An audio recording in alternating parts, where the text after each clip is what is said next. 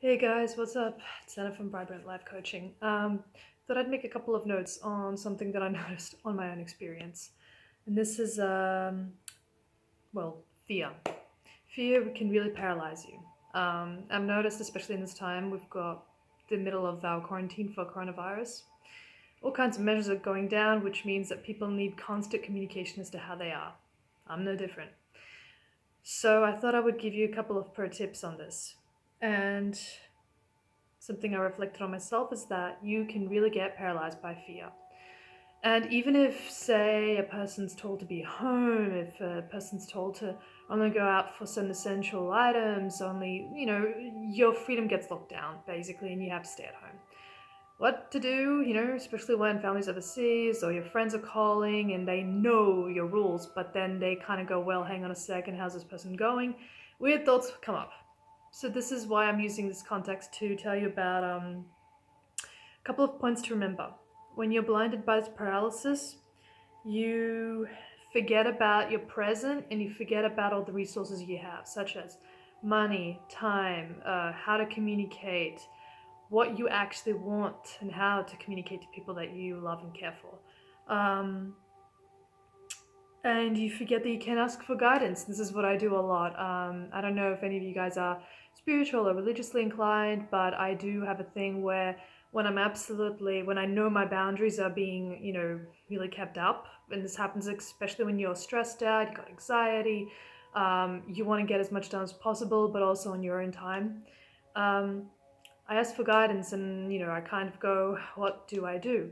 Sometimes all that comes down to is boundaries, speaking up for the people, using the resources that you have, video clips, voice clips, pictures, little notes, anything that documents the fact that you are well.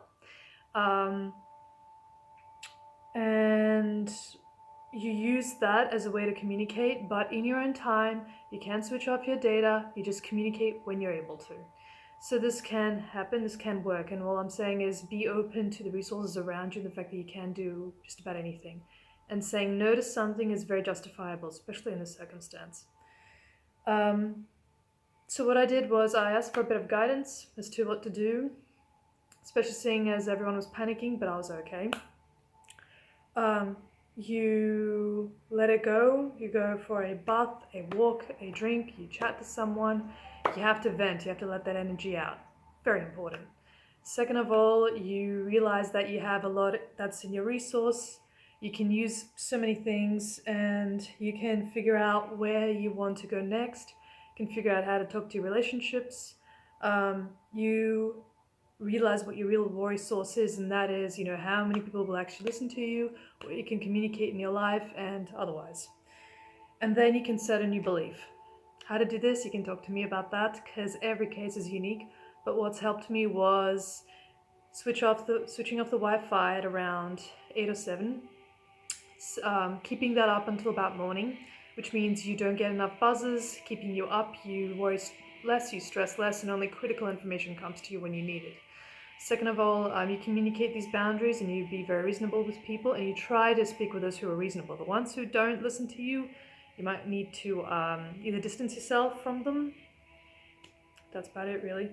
And thirdly, you keep going, and do you know what? Once you get rid of those stress points, your panic points, you eliminate that noise factor for yourself, you will be impressed with how many positive changes will come to you.